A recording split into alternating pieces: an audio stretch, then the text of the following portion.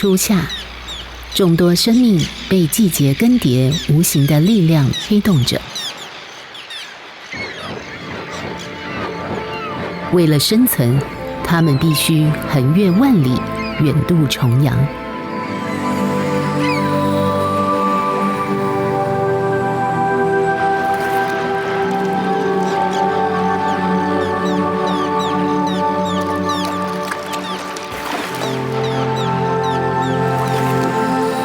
彼此竞逐觅食，不光是要喂饱自己，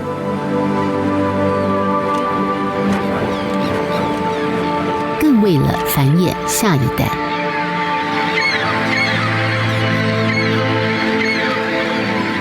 每年有数十亿只候鸟在地球上进行一场洲际之间的生命远征。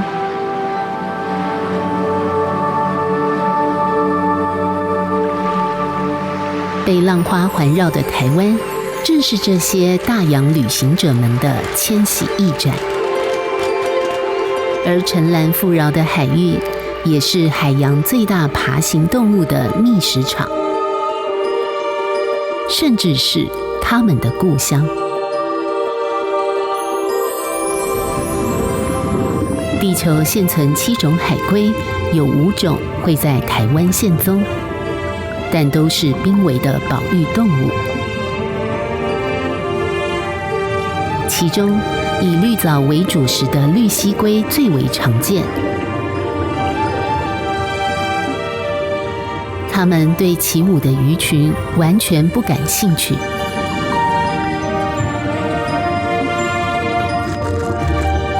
而也只有它会登上我们的岛屿，繁衍后代。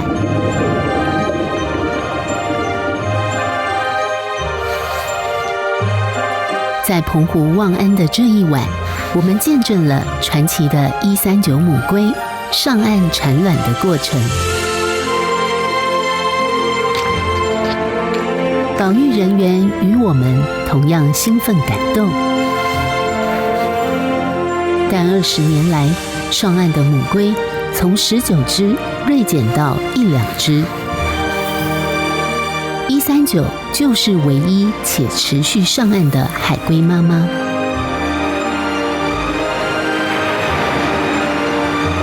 其他的母龟为何一去不复返？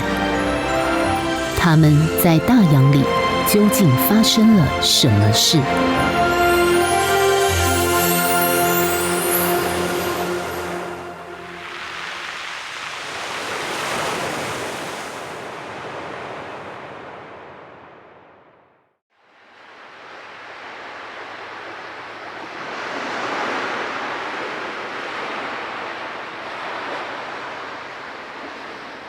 现在要来帮小龟做围网，因为它的育产期到了。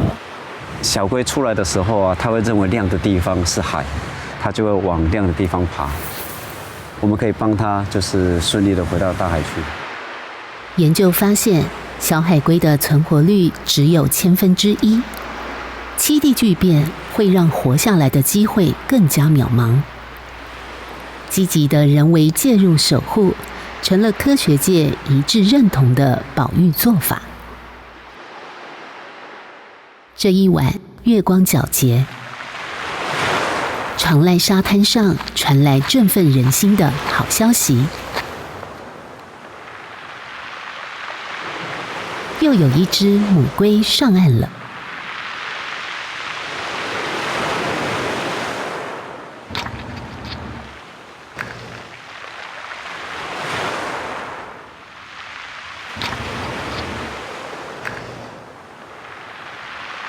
它是年轻的1041，2003年首度被记录上岸，估计约30多岁，比139年轻一些，但她同样是个尽责又卖力的母亲。好了，生完了，看一下，快点，生完了。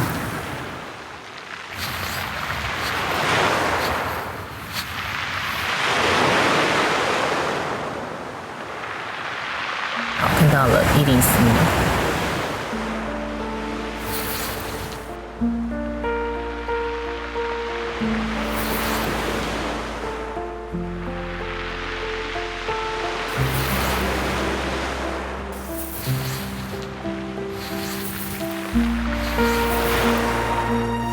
即使疲惫，也要竭尽所能地保护自己的卵窝。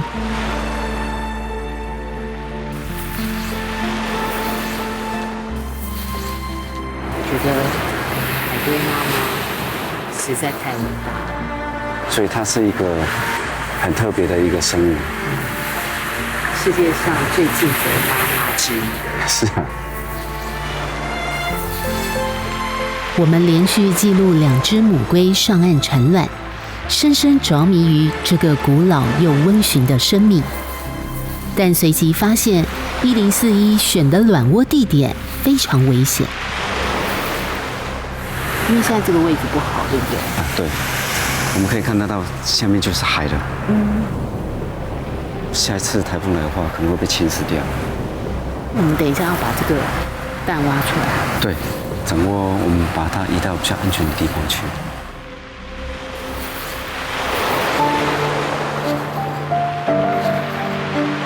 几个小时后，产卵结束，目送1041缓缓离去，我们救援卵窝的工作也即将展开。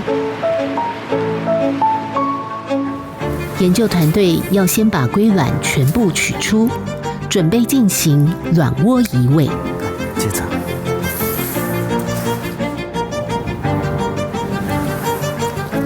卵窝移位是科学团队评估可能被海水淹没或是光害严重以及天敌过多的情形下进行人工移窝，来增加小龟孵化率的保育方式。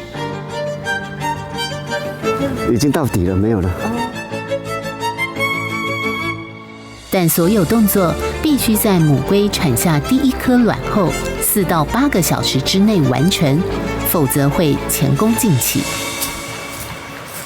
我们选的这个位置啊，是它之前有在这个地方生的卵窝，我们可以看得到旁边这些就是了。隔壁就是。哎，对。在距离1041产卵洞约500公尺的高处，我们备妥了一个新产房。6、10。接下来把所有的卵放回新的人造窝。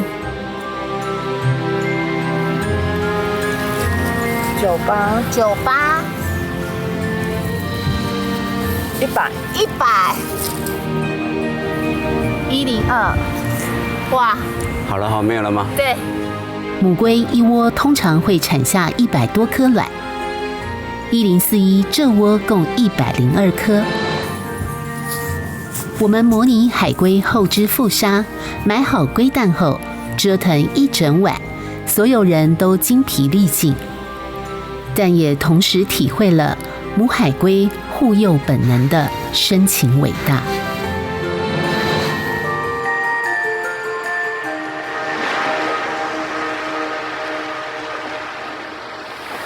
来，你看，这个是它昨天下海的爬痕。对，好清楚，很清楚吧？第2天重回沙滩，清楚能看到1041产卵的位置，距离海岸线只有几步之遥。这个就是昨天1041生的产卵洞。这个距离沙海这个位置啊，是不是很近？对。过去有发生过类似的案例吗？之前真的有发生过。我们如果说没有注意到的话，我们以为那个沙滩很安全，可是没想到连续2个台风来之后啊，那个海岸线退得好夸张，退了20几公尺，所以把我们认为安全的地方都侵蚀掉了。所以基本上，我们如果说在这附近的话，我们都会进行移位的动作。全球暖化，然后气候异常，我们一次的风灾都比一次大，所以现在沙滩的沙都被带走很多，所以这对海龟它们产卵、母海龟产卵的栖息地是不是有非常大的影响？这一个影响非常大，像是我们这个沙滩啊，它有个名称叫做长濑，意思就是很长很长的沙滩。有没有？它的变化实在是出乎我们的想象，在又不断的往后退到这个草线的位置来了。剧烈的台风进来的时候，整个卵窝都被冲刷侵蚀掉了。几年之内，我们的海岸线竟无声无息地消逝。什么环境的变化，是我们没有察觉之下已经发生？还有什么物种，是我们来不及抢救，却即将走向灭绝？像我们移到这个位置啊，也希望它第3窝的宝宝能够顺利的孵化，大概在50天之后，可以看得到它顺利的爬出来。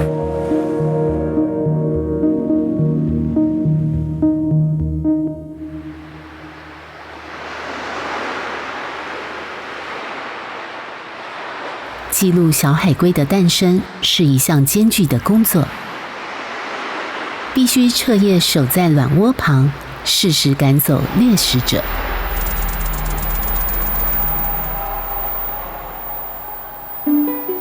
我们守候了好几晚，终于等到新生命的降临。刚出生的小海龟体色深灰，背甲只有约5公分长，和妈妈139的巨硕体型差异很大。但不寻常的是，这一窝竟只看到2只小海龟破壳而出。忧喜参半啊。因为如果说孵化的好的话，应该是一整群同时间瞬间就出来了。但是如果说先头部队先2只的话，我们后续再观察一下，看它是不是还有其他的伙伴。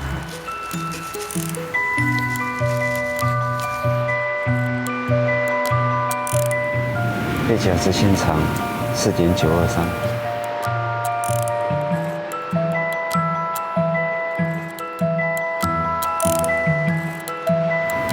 23.1。这只小龟它应该算是很健康。是的。像它的话，它整个肚脐都已经收进去了，很平整。小手挥动的样子是很有力，很有力。它的背甲也是一样，零变数。中间是1、2、3、4、5，然后侧蹲都是4对。1、2、3、4，哎，对，左右都是。保育团队细心地为小龟做健康检查，借此推测存活率，甚至母龟的健康状况。而珍贵的资料，更是台湾保育海龟研究的重要指标。果然它比较重。这话就赶快让它回到大海去了。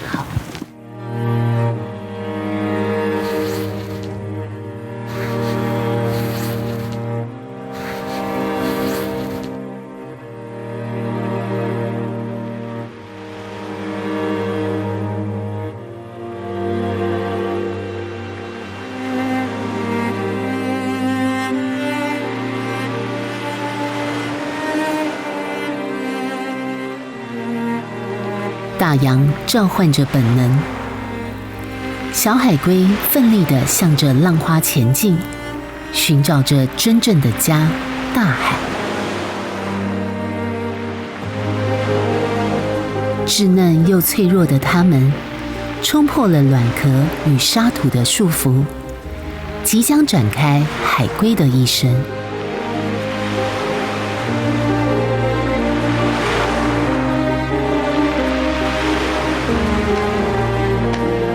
但大自然的严峻挑战，现在才要开始。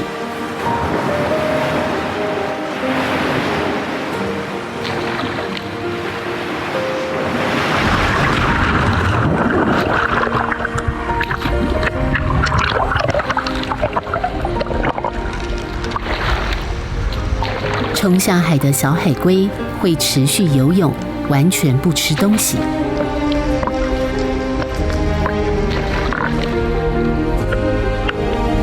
这段期间叫做疯狂游泳期，为的是远离近岸的众多天敌。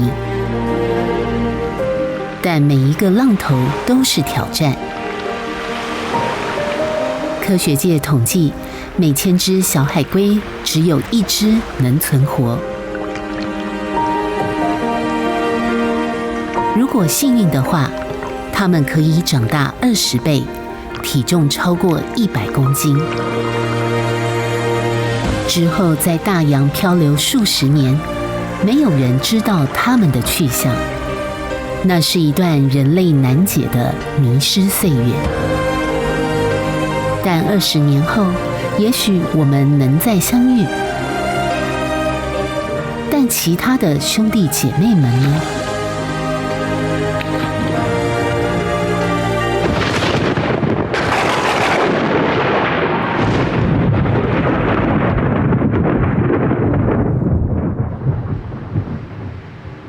超过预产期的第5个晚上，我们开始有不祥的预感，担心其他的小龟可能被草根阻挡出路，保育团队决定开挖抢救。草根都已经到这里来了。真的很多草根啊。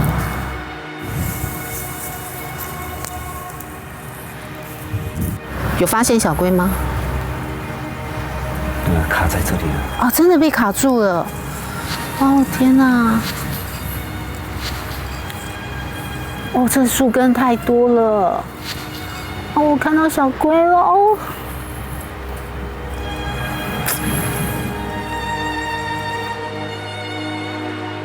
我们越挖越深，已经超出1个人的手背。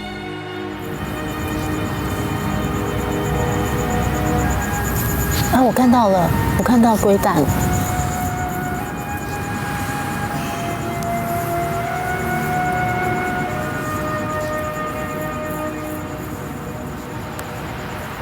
可是这个蛋现在看起来，我现在这样子检查的话，有可能没有发育，或者是它真的是未受精蛋。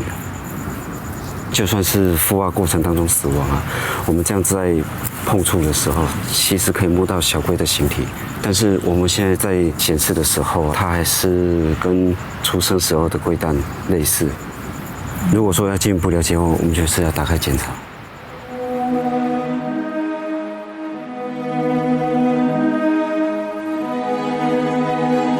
一整窝的卵壳竟然都还是完整的，只有几个有小龟破壳而出的证据。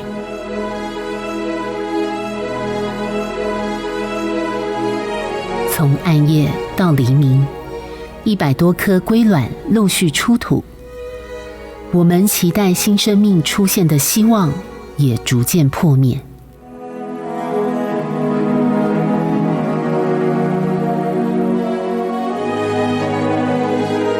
所以139这一窝蛋，现在已经挖到147。对，应该已经差不多了。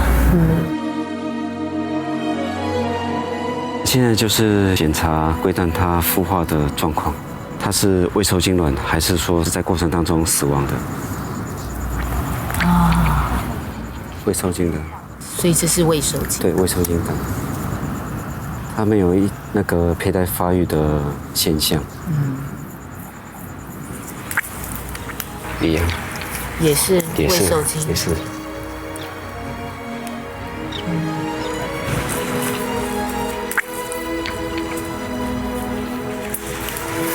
这颗也是。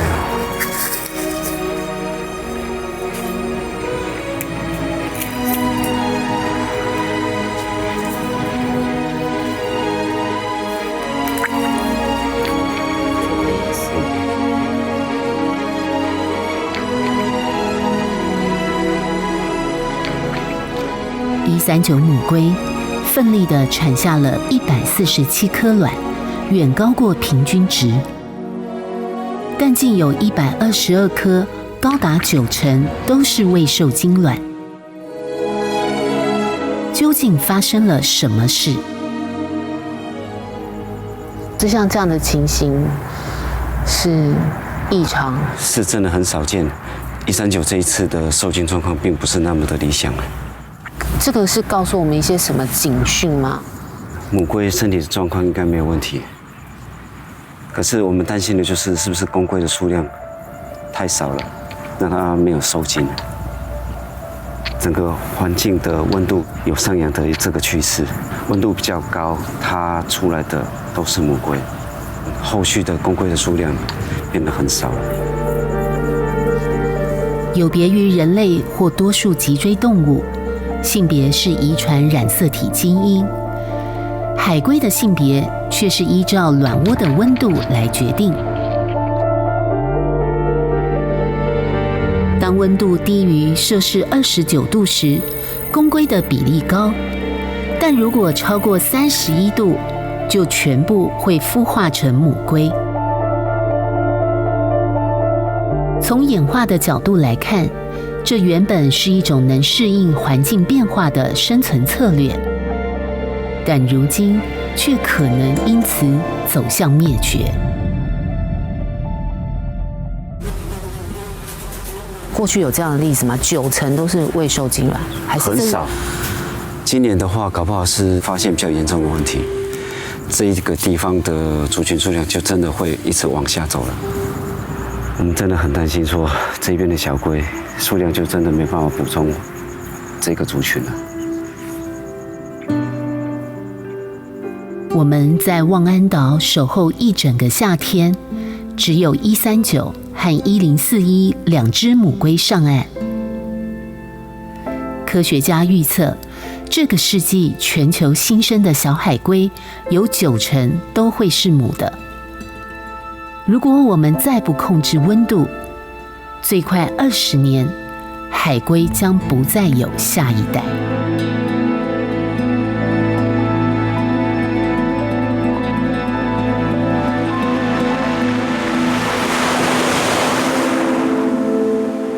但暖化是唯一的威胁吗？我们决定拜访台湾第一位研究海龟的科学家，他也是望安绿蜥龟产卵保护区的推动者，有台湾海龟之父称号的陈一俊教授。这只是阿义，来自宜兰头产的定制网进来的。这是一只被渔网缠住的少年玳瑁，而隔壁邻居外号海宝1号的绿蜥龟，则是被渔船撞到头，至今身体无法平衡。现在实验室有2只流刺网混货的。眼前这只小玳瑁，左前肢硬生生被渔网截断。在陈一俊教授的研究室里，竟发现海龟最大的威胁不只是上升的温度，还有人类的渔网。流刺网因为它是被卡在网具上，肺部会感染。就是因为进水了，对不对？对对对，那一旦呛水的话，它肺部受伤的话，那就很容易走。流刺网没有刺，却是所有海洋生物的致命罗网。国际上多半已经禁止这种大小通吃的伤害性渔法，台湾也规定必须退出3海里之外，但我们却在东北角直击废弃的流刺网被冲上岸。还有多少生物会命丧这片死亡之墙？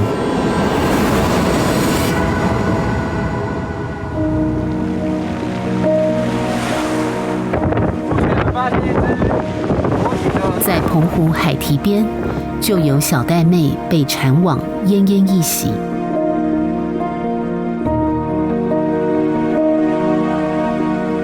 虽然成功地卸除了渔网，但因为被勒太久，其肢已经坏死，最后被迫截肢。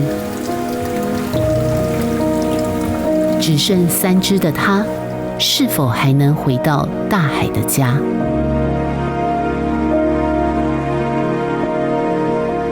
而在国境之南的海生馆收容中心，我们同样看到心碎的景象。这一只海龟是，这几天从绿岛那边被送过来的，应该是被废弃的网具缠绕住之后，然后很久没办法潜水，身体的四肢啊、脖子啊那边都有看到那网具的勒痕，没办法自己。专长研究海龟疾病的李宗贤博士，10年来同样见证了渔网的致命威胁。甚至在海龟体内发现鱼钩。它是在一个死亡搁浅的一个海龟身上发现的废弃的网具鱼线，把它缠绕，让它没办法上来换气。但伤心的画面不光如此。这一只是台东来的蓝蜥龟，这一只也是台东的绿蜥龟。被送来我们这边的时候，我们就发现，它身上有一些奇怪的一些小肿块啊，比如说眼睛啊、嘴巴，然后后脚，然后四肢跟身体的表面都会有一些小的肿块。这只绿蜥龟的脸上鳍肢竟长出一颗颗纤维瘤，就像人类世界的肿瘤。这个病我们叫做纤维乳突瘤感染症，在海龟身上长很多不明的肿块。那它其实不会让海龟很立即性的死亡，不过它会让海龟慢慢的越来越虚弱，比如说会造成它的视力啊、游泳啊、吃饭啊、潜水那些能力都会慢慢的越来越弱。只有在靠近近岸定居之后的绿蜥龟身上才会发现环境污染比较有关系。有一只好像是在小琉球。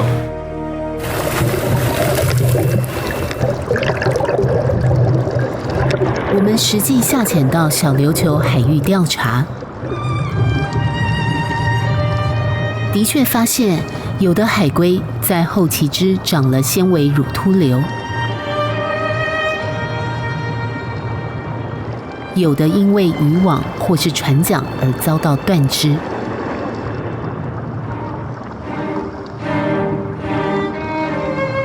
小琉球向来被称为是绿蜥龟的天堂。在陈一俊教授引进的 Photo ID 脸部辨识法估算下，小小的岛屿周边竟有高达400多只海龟栖息觅食，密度堪称世界之冠。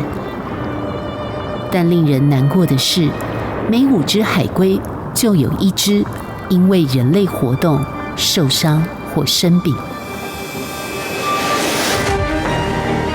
我们就曾经目睹因为同伴被渔网缠绕，高达20几只海龟群聚救援的景象。但渔业活动的危机还没解除，另一项致命威胁，恐怕你我都是帮凶。这个是一只海龟的胃内的人道废弃物，塑胶袋啦，保丽龙袋啦，塑胶绳啦。发票纸张啦，什么都有，一盘就代表1只。一袋袋从海龟肚子里洗出来的人类垃圾，很轻，却是海龟们生命中不可承受之重。海龟它没有味蕾，而且它没有牙齿，它是用视觉，看起来很好吃，就把它吞下去。食道还有倒齿。任何东西进去，它就不会让它出来，因为它就卡在肠胃里。就是塑胶袋，2.5克都可以把它弄死掉。我们叫做亚致死效应。它不会直接造成死亡，但是它会让海龟身体衰弱啊，可能一个小感冒就挂了。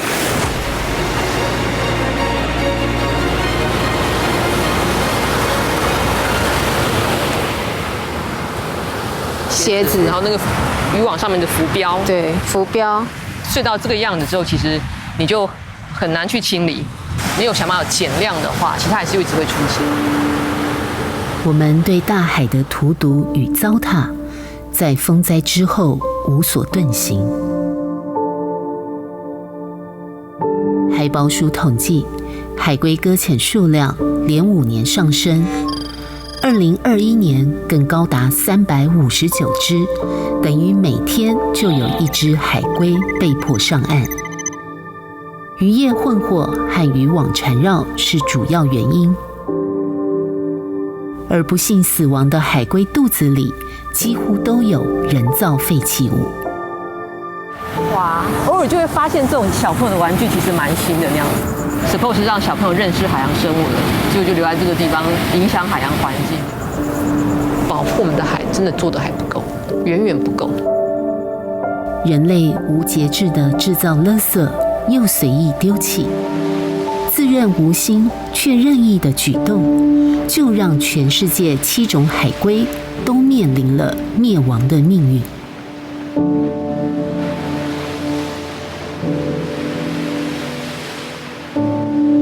但大洋的队伍依旧一次又一次地来到我们沿海，只是也都带着伤。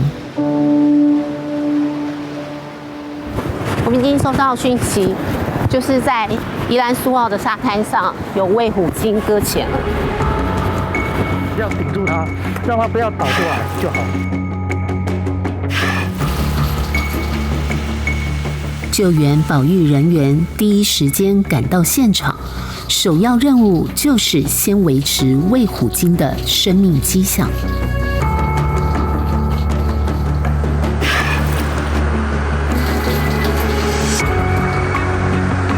可以看到海巡的人员一直在用海水要来润湿卫虎鲸的身体，因为它从搁浅通报，然后到现在其实已经经过了3个小时了，所以我们现在要一直维持它的生理迹象，然后也正在等待兽医的到来。眼前的它，深邃体色，椭圆头型，有着海豚一般的背鳍，流线的身长超过3公尺。它是一只卫虎鲸，它的长度就3公尺多一点点，所以还属于一个青少年的状况。它的眼睛呢反射正常，身上没有外伤，然后有一点点感染，有一点点偏瘦。他是一个小男生，看回去很明显的，他的那个背长肌凹陷了，凹进去了，并没有发现他有很直接的外伤。我看到他眼睛有时候睁开，有时候闭起来，所以说他眼睛还是会闪动。呼吸稍微快速一点。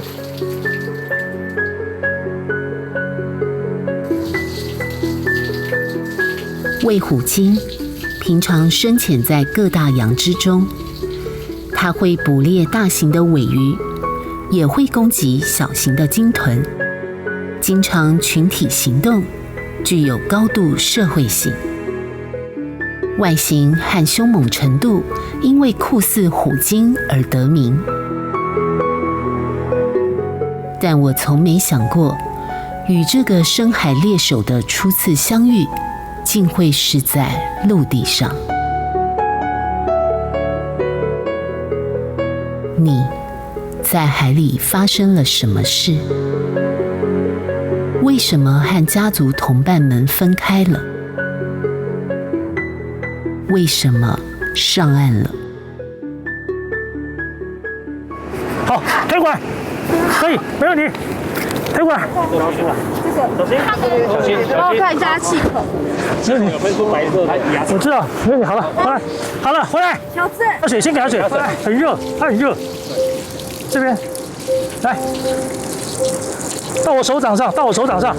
对。兽医师评估，必须立刻将搁浅的少年卫虎鲸送到救援池治疗，否则就有生命危险。可以啊。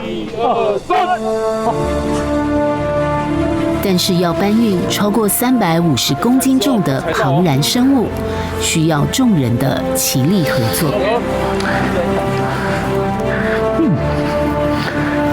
台湾鲜少有卫虎鲸搁浅记录，在长达27年的鲸豚救援历史中，也只有7例个案。在没有任何大型机具可以辅助帮忙下，所有人必须小心翼翼。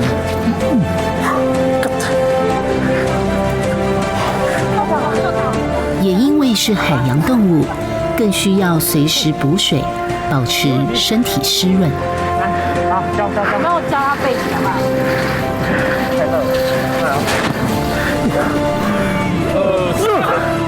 虽然是只小卫虎鲸，但体重却是好几个大人的重量。我们左右2列，一共10个人，走走停停，气喘吁吁。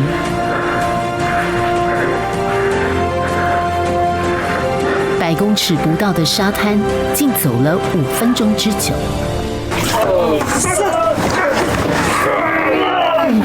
是，再高一点，一下，快哦，再高一点，跟着来1，再高一点，再高一点，可以，抬高一点，好，来，小心1、2、3，下，好，来，接着，走，众人齐心合力，终于将他搬上车。接下来必须和时间赛跑。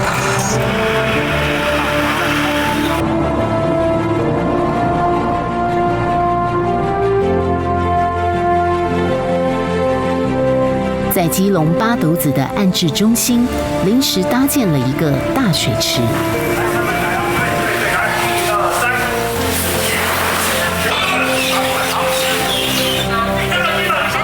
20多名海巡弟兄和保育团体合作下，终于将这个年少的大家伙放进了救援池。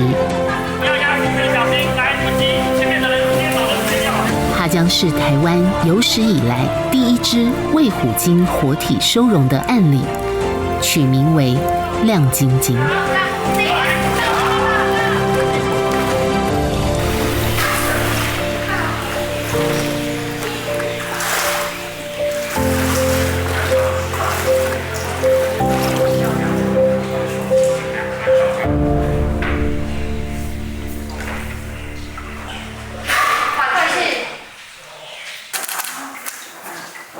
亮晶晶为何会搁浅上岸？鲸豚专家杨伟成博士的兽医团队要为他进行胸腔超音波的检查，试图找出原因。而我们则是要负责扶助亮晶晶保持平衡。觉得不是很好。它是一个非常瘦的个体，对啊，它好像就是包着一层皮的一个玩具。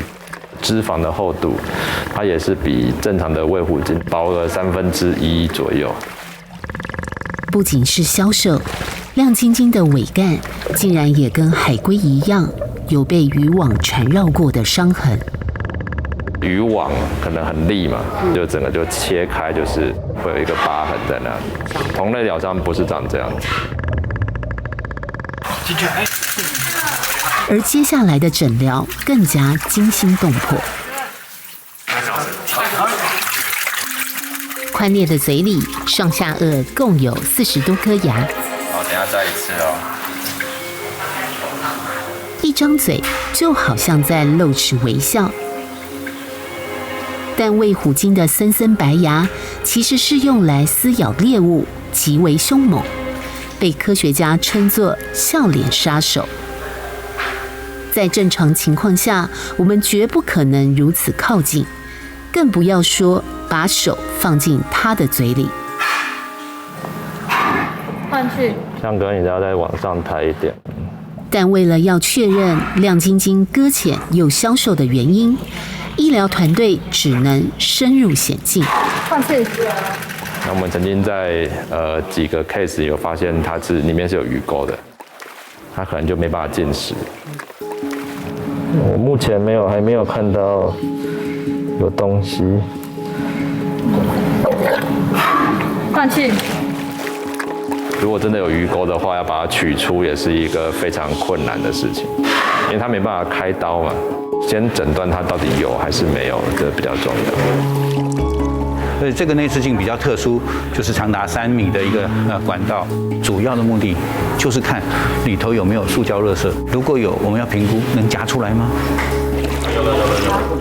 这是台湾第一次要将3米长的内视镜放进鲸豚的胃里，执行的是齐伟廉教授。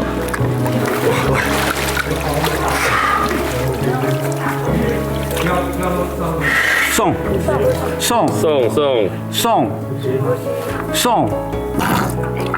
好一点。哦，有了，哦，喂，那个往前走了哦，往前进了哦，送。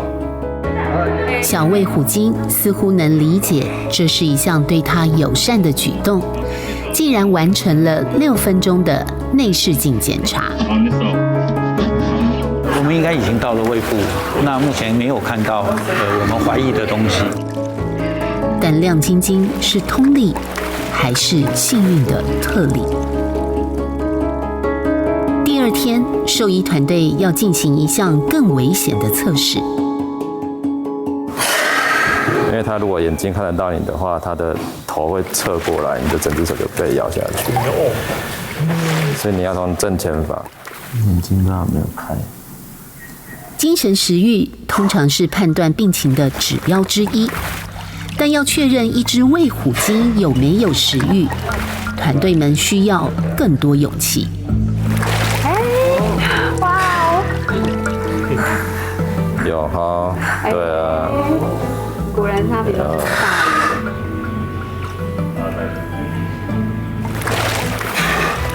亮晶晶胃口大开，表现得越来越积极。有哈，好。更让人惊喜的是，我们在水下同步录到了它的声音。这个是齿鲸他们在侦测植物的时候特别会发出来的声音 ，click。寻找食物的这个回声定位的功能是有的。所以这对于它野放之后回到大海里，它的生存能力，生存能力的话就是比较有保障。不然它回到大海就会是一个瞎子，看不到，然后也没有办法跟人家沟通。现实生活中，它就是一个海里面的猎人。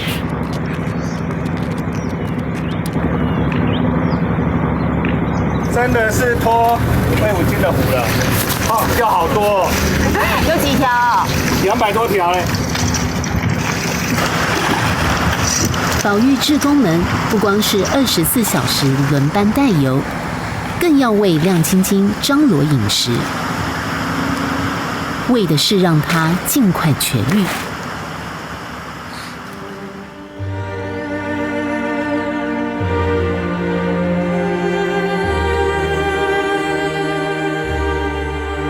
但对渔民来说，鲸豚就好像是海里的猎人，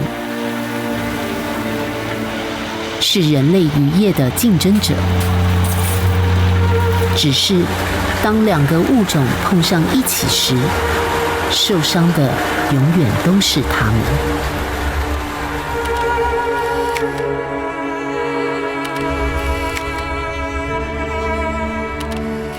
所以这都是渔网的切割，也有可能是螺旋桨的切割。就是它的嘴会这个地方，对，它在小时候，就是它曾经被这个东西缠住了有几年，可能是一捆渔网，这连骨头都变形了，有没有？所以这个可以确定，它就是在这么小的时候就已经被缠住了，是不是？天哪，他到底怎么活过来的这些年？他是在台南安平搁浅死亡的白海豚，还是一个小男孩。但在解剖过程中却发现，他不光是嘴喙有明显的渔网勒痕，背鳍还有被螺旋桨切割过的伤疤，而他的身体更被一个粗带子捆绑了好几年。曾经有一个带子是把它束住的，360度把它绑起来，因为这个背鳍的前面还有一个缺刻，但是我们没办法确定的是它被什么东西缠绕住的。但是很明显，绝对是来自于我们人类这里的东西。对，因为野外没有这样子的天然的东西。怎么会有一个小朋友，他死前就全身都是伤？我们台湾白海豚搁浅不是第一次了，但是我没有看过这么多人为伤害证据的白海豚。他们活在一个非常危险的环境里面。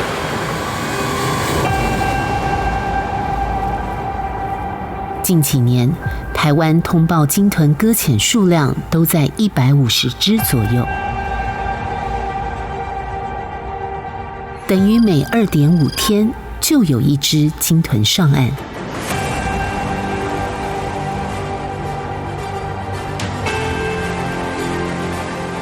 绝大多数已经死亡。我们就在2周之内，分别在西海岸和东北角都发现了搁浅死亡的个体。扣除过于腐败无法判读的案例，造成鲸豚搁浅的主因就是渔业混火。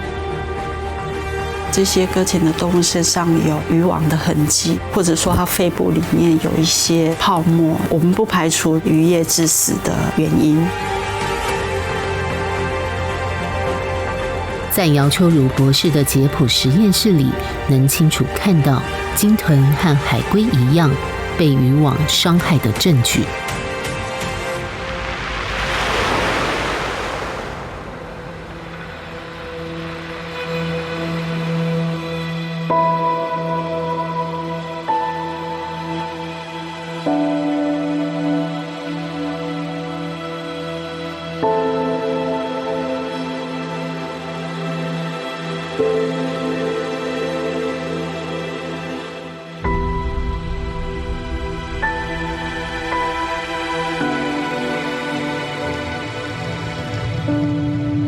鲸豚与海龟的祖先纷纷从陆地返回海洋，它们和无数的物种或许都天真的以为这片澄蓝海域是最适合栖息、觅食，甚至繁衍后代的安全家园，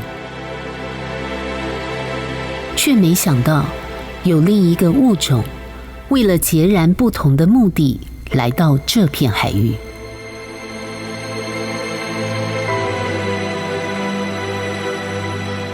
在我们无止境攫取海洋资源、尽情开发的同时，却是无数的海洋生物在付出代价。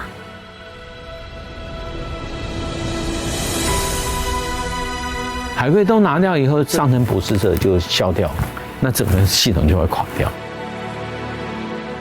白海豚现在大概剩50只，还需要风力发电来摧毁白海豚吗？不用。看到鲸鱼很自在的游泳的时候，不要以为它们活得很开心。在台湾的海域，这些鲸鱼每天都是面临生死存亡的关头。3、2、1，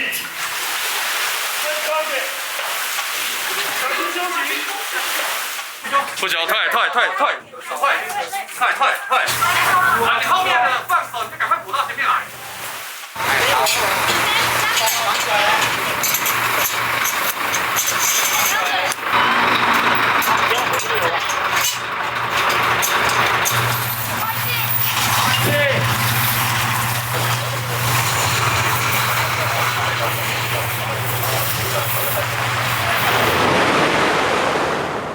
这一天清晨，海巡署出动舰艇。我们往鼻头角外海水深150米处，距离大概是27到28公里。所以我们大概航行差不多要1个小时吗？要哦，因为今天有浪况。狂风巨浪，海涛汹涌。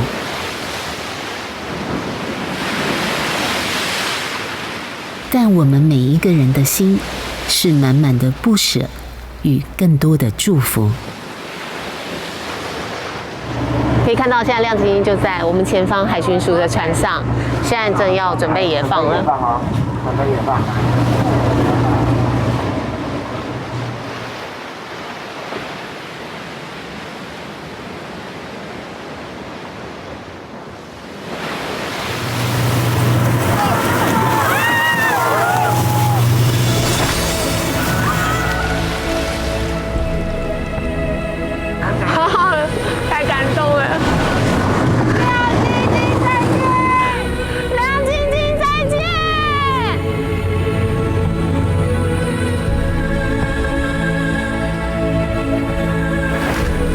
9天之前，你带着不明原因的伤来到福尔摩沙，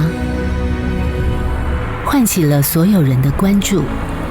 我们被你的聪颖与生命力所驯服，你仿佛是联系陆地与海洋的使者，告诉我们海洋发生了什么事。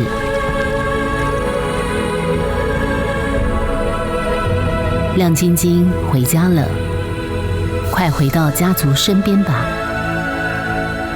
当我再度望向浩瀚大海时，都将会想起独一无二的你。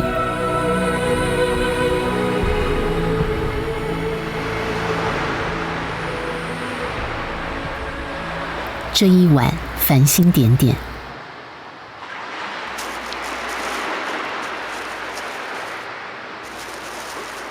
土丘上突如其来的骚动，唤醒了沉睡的沙滩。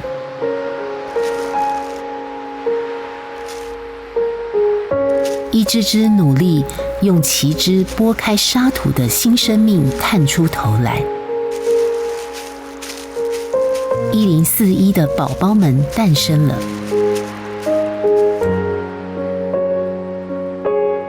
看到他们健康周全，守候好几晚的我们，感动得几乎喜极而泣。稚嫩的小海龟们来不及睁开眼睛认识陌生的世界，就急着往大洋奔去。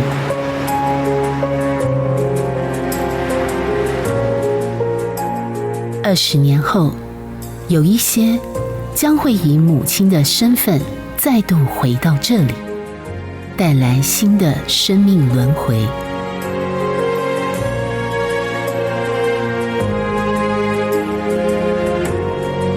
但回游与返乡之路危机四伏，属于海龟们的沙滩，如今还剩下多少？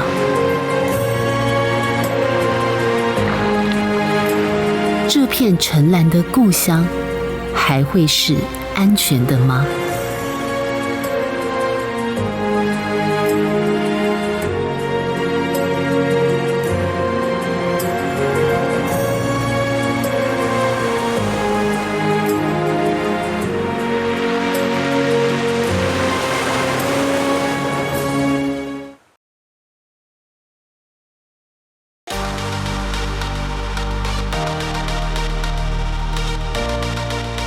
砖红色的屋瓦架设着一块块太阳能光电板，这是日月光环保永续基金会和日月光控股共同合作，为高雄山林国中所建制的智慧微电网系统，结合了自己半导体产业的经验和核心技术。